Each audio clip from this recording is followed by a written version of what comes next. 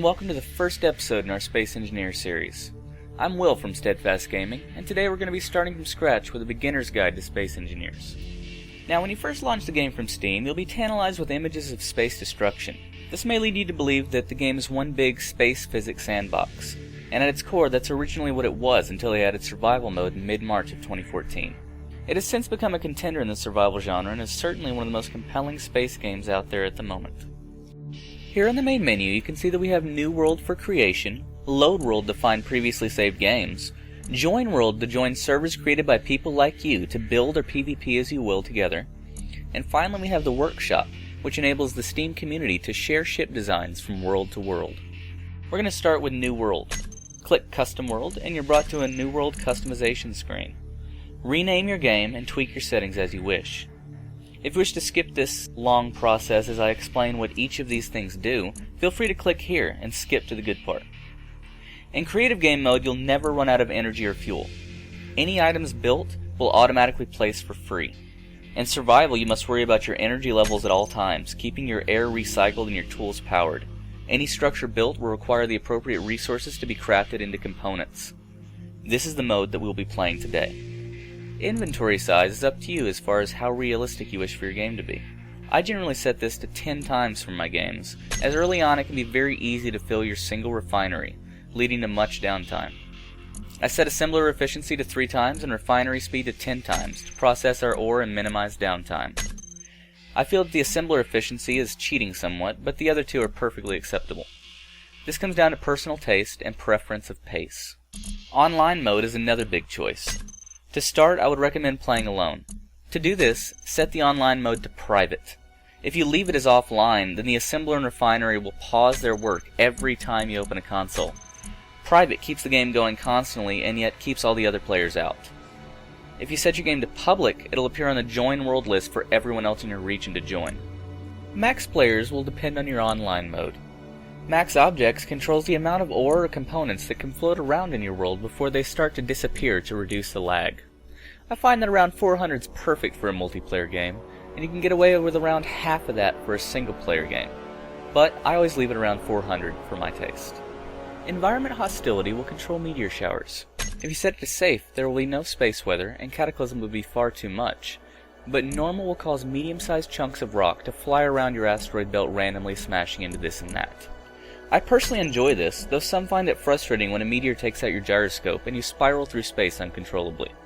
The asteroid amount is going to be how many large mineable asteroids there are in your world.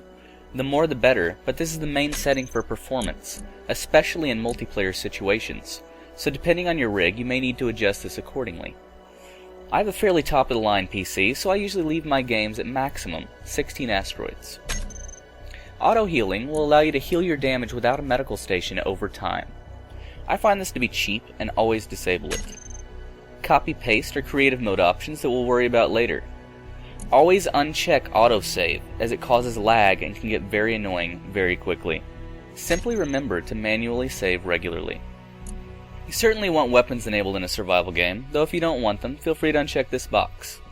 Showing player names allows anyone to find you from across the map and vice versa.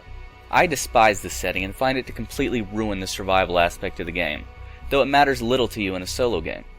I like the realism of thrusters causing damage to anything they spew fire onto, and finally we have cargo ships, one of the more interesting settings. If you check this, then random ships such as mining freighters, cargo carriers, and military frigates will spawn with no AI on board, transporting goods from sector to sector. These are lootable and salvageable, though often booby-trapped. I personally enjoy gaining all of my materials and components from scratch, so I leave this unchecked. The final choice to make is a scenario you wish to play in. The easy starts are as they sound, and the empty world is completely useless for survival mode, as you simply float there until you die. The best option for a true survival experience is asteroids. This will give you a basic ship with everything you need to get started, and enough fuel to get you to the nearest asteroid for mining. Now that we have our settings in order, it's time to get started. We are immediately dropped into a rescue ship and must make our way over to the asteroid field in the distance. If you do not see the field ahead of you, your settings are likely set too low to see them. Simply move forward in the direction you're facing, and they should come into view in a few moments. To pilot the ship, you'll be using the W, A, S, and D keys, using the Q and E buttons to rotate your orientation. The main concept to get used to in this game is that there truly is no up and no down. You create gravity with your own generators, otherwise there's none to be found here. On the left you will find your astronaut's display.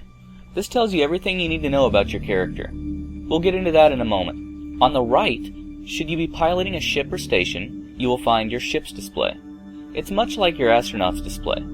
We have no spotlights on the ship, as you can see, and our total ship's mass is currently 147,000 kilograms. Our speed is also registered here, something that we will have to monitor very closely, as it can be easy to lose perception of distance in space. Depending on what you're doing, you'll be using more or less power. To save power, figure out which direction you wish to go into, and get your speed up. Press Z, and you'll see that your dampeners go on and off.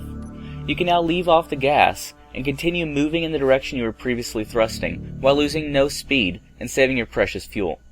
To turn your dampeners back on and gain full control, press Z once more. To look freely without adjusting the direction you point, hold Alt while moving your mouse. Our first goal is to find uranium ore on an asteroid. It's easy to spot as it's the only pitch black ore that there is. It's so vital that we find this due to our fuel time, as indicated on our ship's display on the right. As you can see, we have only 3 minutes of fuel time left. Turning on our dampeners or ceasing all thruster use will increase this up to 2 hours. That still gives us only 3 minutes to move the ship to a uranium vein. Should we fail to find one, we'll be dead in the water, relying only on our spacesuits, which are useless without a ship or station to recharge them. You will see in a moment that I turn on my dampeners and turn myself 180 degrees. I do this when I think I'm coming in too fast, as I have 4 thrusters on the back of my rescue ship and only 2 in the front, effectively doubling my stopping power. The way inertial dampeners work is they counter any movement with thrusters, automatically giving the appropriate amount of thrust in any given direction in order to reduce your speed back to 0. That looks like uranium down that narrow tunnel, so I'll leave the console of my rescue ship by pressing T. I then deactivate my jetpack by pressing X, and pressing V puts me into third-person view. I then open my toolbar config with G, and remove all the standard equipped items on my bar by right-clicking them. I prefer my tools in this order, and I place them by left-clicking and dragging them onto my bar, but this is personal preference. Looking at the door console and pressing T allows me to open the door. I leap from the doorway and press X to reactivate my jetpack and fly downwards with C. The spacebar will send me directly upwards. I equip my hand drill by pressing 3 on my hotbar, and can now mine by pressing down on the left mouse button. What I thought to be a uranium turns out to be magnesium with a heavy shadow across it, so I fly deeper into the asteroid in search of fuel. As you can see, the hand drill is equipped with an ore detector, which marks what type of ore you've recently looked at and how far it currently is from the tip of your drill. Having found some uranium, it's not quite as easy as mining it and finding it in your inventory like in Minecraft. You do not auto-loot things, and as you can see, we're now in 0 gravity. In 0G, mine doors will break off, sometimes violently bouncing off the end of your drill and ricocheting dangerously. This can not only kill you, but it makes it exceptionally difficult to gather the ore that you're mining. Normally I use gravity generators equipped on ships to mine, but currently I'm desperate and short on time.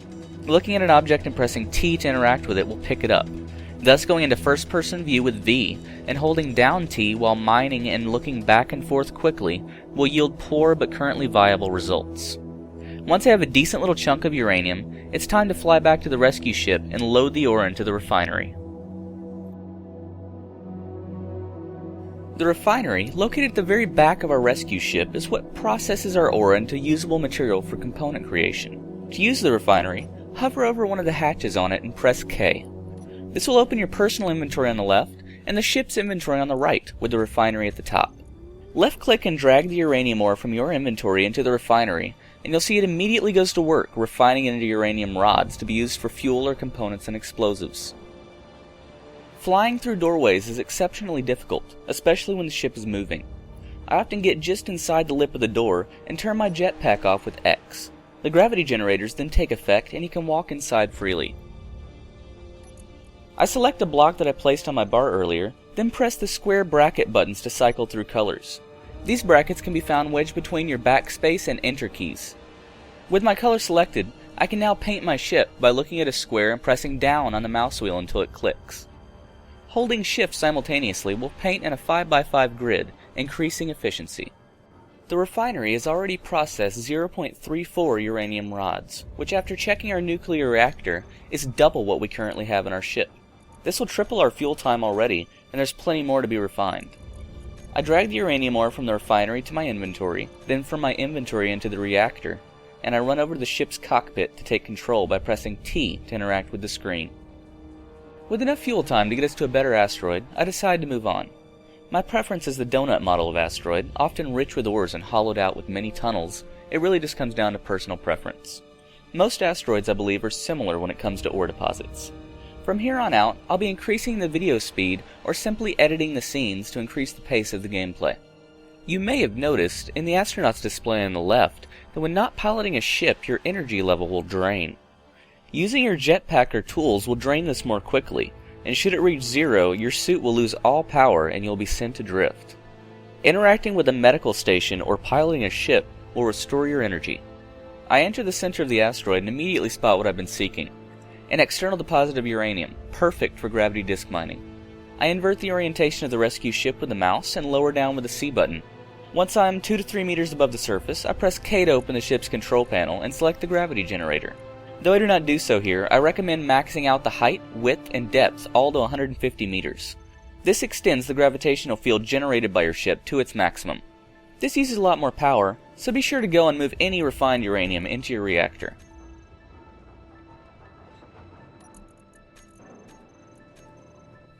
Now we're ready to mine in force.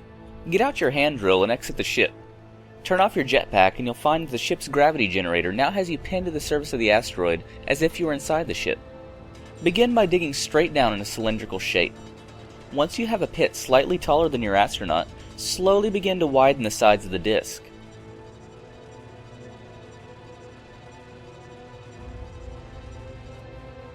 The ore, pushed downwards by the gravity generator, will pull at your feet.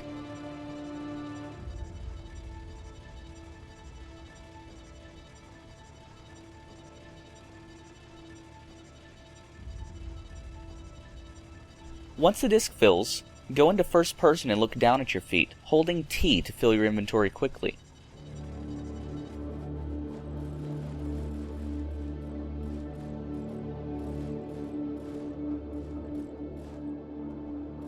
Once full of ore, fly over to the hatch located at the bottom of your ship and you can access the refinery from here. Unload the ore and repeat as needed.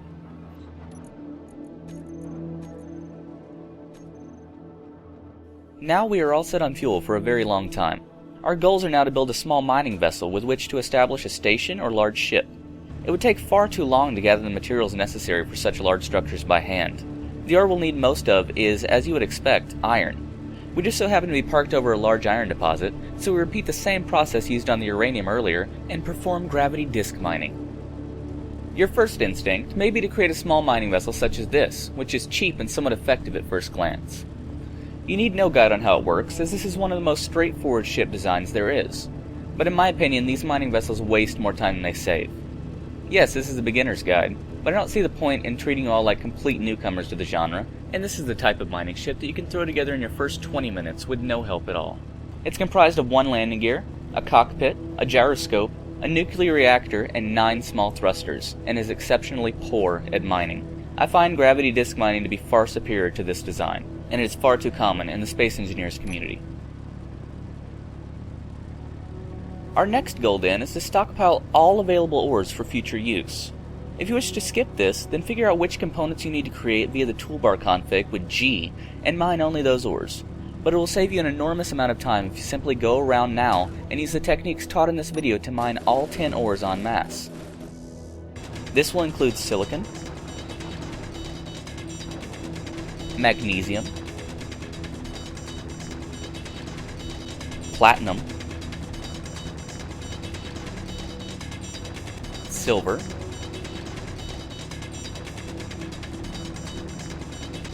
cobalt, stone, gold, which will kill you and turn you into a black man given the opportunity,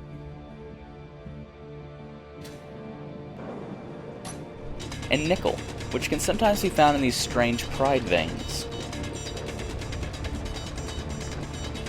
Once you've stockpiled all 10 ores, your ship's inventory should look like this. Reorganize the ores in the refinery to produce an even amount of material. As you can see, the assembler is linked to the refinery and we can move their inventories back and forth. This is accomplished by building the two with either their two hatches touching one another or attached by a conveyor. We'll get more into that later. For now, make sure that your refined ores are moved into your assembler for component construction. Pressing G to open your toolbar config and clicking the small ship in the lower right section will be our first step in building a mining vessel. This will provide us with a placeable landing gear, which magnetically locks to ships and asteroids. As you can see, however, we need to have the appropriate components first. Pressing G and hovering over the landing gear will tell us the components required to build it. We then enter the assembler with K and navigate to the Production tab. From here you can view what materials are required for each component by hovering over them, or left-click them to begin assembly. You may queue as many as you like at a time, and Control left-clicking will add 10 at a time to the queue, while Shift left-clicking will add 100 at a time to the queue. We will now begin the construction of our mining ship. I start by flipping over the rescue ship and going into the control panel, inverting the gravity generator to provide us with a good flat workspace. Something I would recommend is to not flip over your ship, but rather lift up further from the asteroid. This would provide you with all-around protection from meteors while you build. After once again going into the toolbar config with G and clicking New Small Ship, we now have the required components for placement of the landing gear. Take your time to place it correctly. As you can see, it's best done flying above the work area. To rotate its orientation, use the buttons around and including your home buttons, just above your arrow keys. Once placed, you can now switch to your blowtorch and left-click on the skeletal gear. This will add the rest of the components to the construction immediately, lightening your load. Keep torching until 100% complete.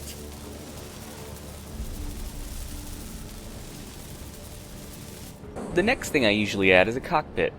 You may have noticed the red line on the percentage bar while building an object. This is the line of functionality. If built to this point, the device will not be complete, but will function as intended. In this case, I don't bother making the 5 required bulletproof glass for the cockpit, as it is expensive this early in the game, and is not a necessity.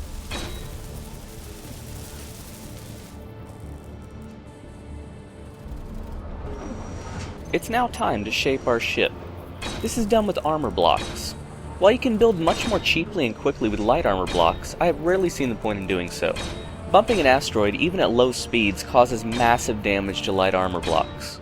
As we'll be doing mostly heavy mining with this vessel, I recommend using the more expensive heavy armor blocks at all times.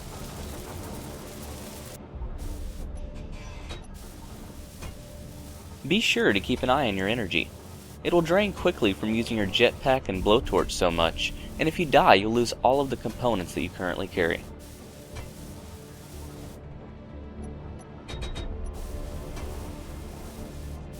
The next thing we add are nuclear reactors. These are loaded with uranium just like the one on your rescue ship and will provide you with all of your power. This rig is going to have 4 drills and a series of conveyors, so I go ahead and put 3 on just to be safe. Ensure that the hatches on the reactors are facing in a direction from which you can access them.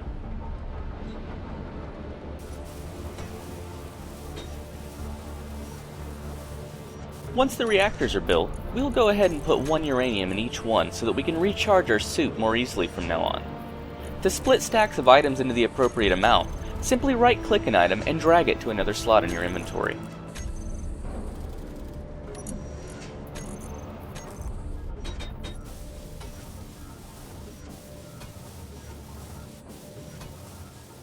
The next thing we'll add are gyroscopes. While thrusters control movement with the W, A, S, and D keys, gyroscopes control mouse movement and turning. The more gyroscopes, the faster the turn. This is going to be a fairly large small ship, so we'll go ahead and add 3.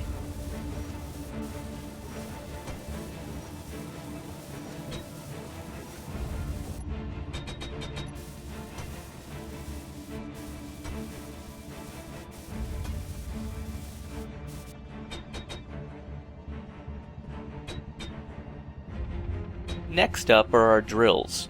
These will be placed in a plus pattern on the front of the vessel, and will eat away at rock and ore just as our hand drill does. However, these will scoop up the ore automatically for easy collection. The drills themselves hold an enormous amount of ore, but later we'll add a conveyor system for even more storage.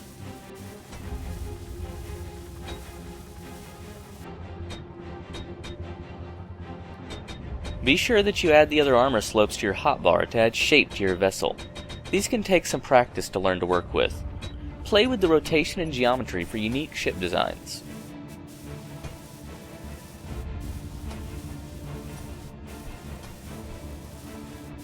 We will now add a large storage container to the back of our ship. This holds an astounding amount of material, especially with inventory sizes set to 10 times as we have it.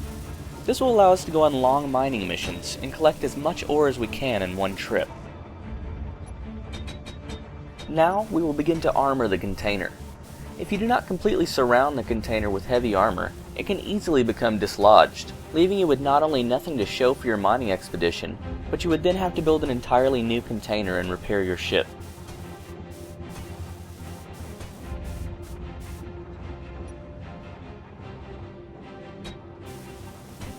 Make sure that you leave the top hatch exposed for easy access.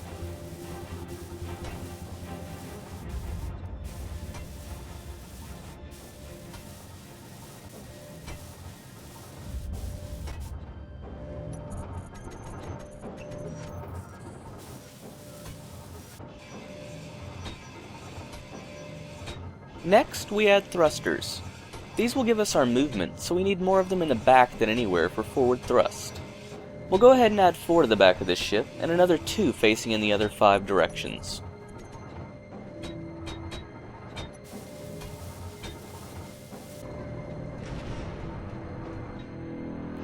Make sure that you have thrusters in all 6 directions. If you miss one, it'll be very hard to stop even after you realize your mistake.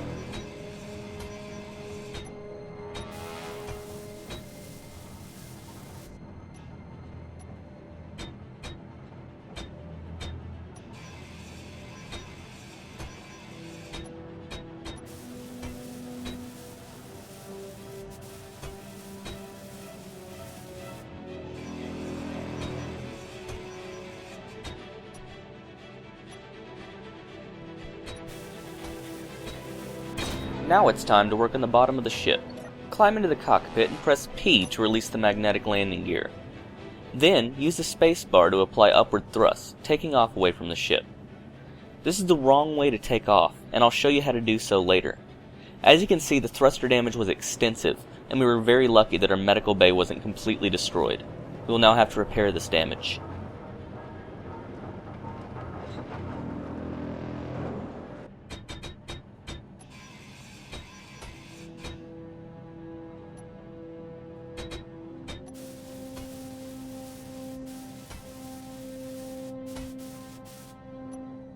Now we attach our 4th drill and add some more armor for mass.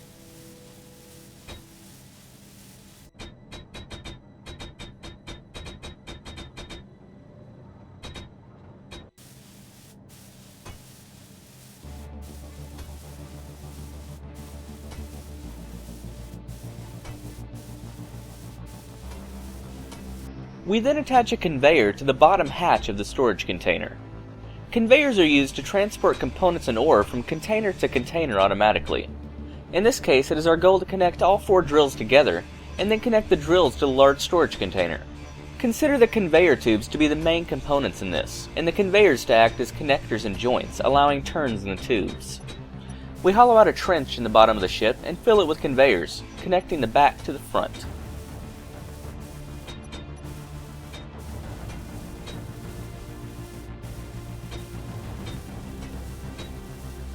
It's now time to connect the drills to one another. We start by putting a conveyor tube on every drill hatch. We can now place a conveyor between them, connecting all 4 together.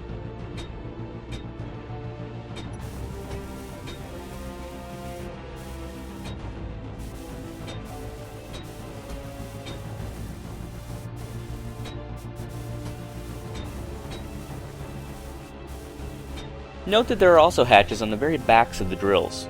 We remove the armor plate that covers the bottom drill's back hatch and place a conveyor upon it. We can now connect our drills to our conveyor trench.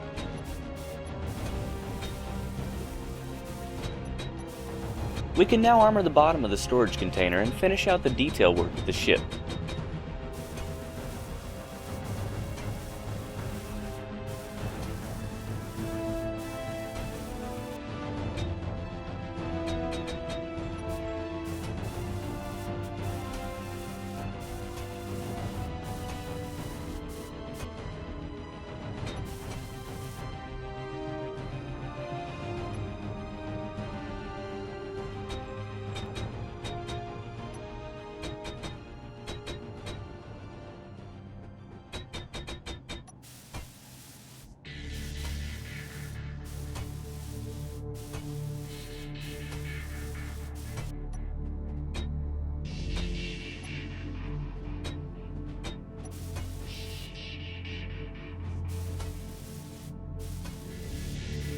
One of our final touches is an ore detector. This will allow us to confirm what kind of ore we are looking at from up to 50 meters away. This can be extremely useful for hidden ore veins. We now need to add connectors to the bottom of our ship for easy unloading. This means that we have to remove 3 of our conveyor tubes and replace them with conveyors to act as joints.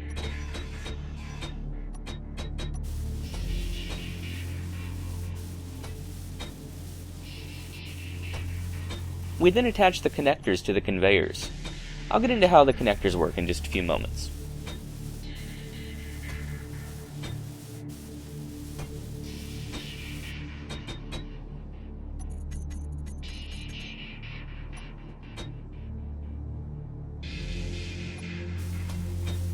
We then protect the conveyor system as best we can with heavy armor and prepare for placement of the landing gear.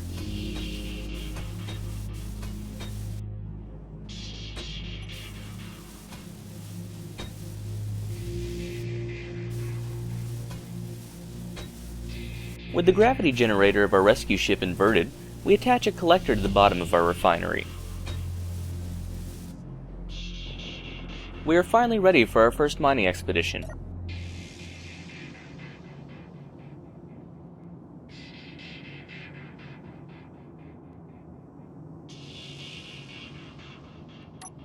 Press G to open your toolbar config and drag the drill to your hotbar. Select it with the appropriate hotkey, and you can now start up your drills by holding down on your left mouse button.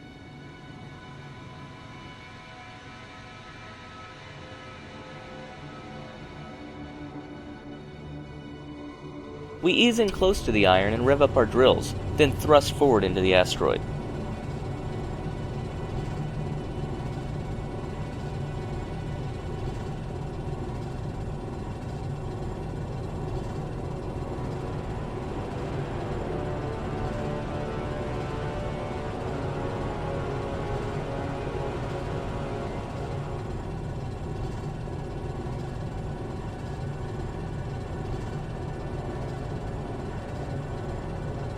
As you may have seen there, we clipped the side of the asteroid and lost our port side up thruster.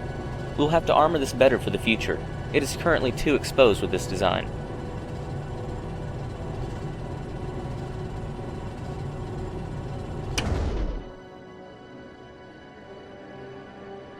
Having carved a new crater into the side of the asteroid and heavy with a load of iron, we head back to our rescue ship and position the connectors on the bottom of the mining vessel directly above the collector. Pressing K to enter the ship's terminal, we set all 3 of the connectors to throw out and collect all. It then begins to empty out the storage container and then the drills, falling into the refinery below.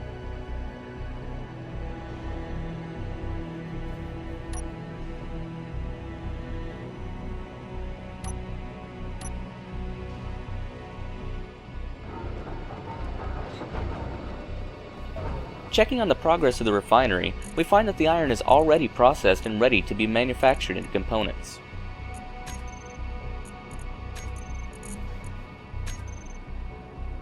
With our ore collected, we can now remove the collector from the bottom of our rescue ship.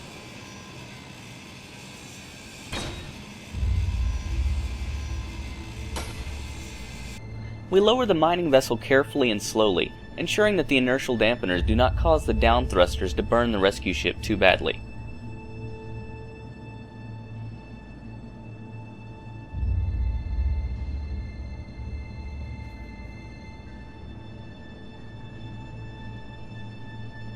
For when you want to take off again without causing too severe of damage to the ship below, simply unlock the magnetic landing gear with P, turn off your inertial dampeners with Z, and pull down roughly with your mouse. You'll begin to drift upwards slowly. When you're out of harm's way, turn your dampeners on again and fly on. After locking the mining rig to the rescue ship and turning off all 3 reactors, we can now set the gravity generator back to normal and pilot the rescue ship.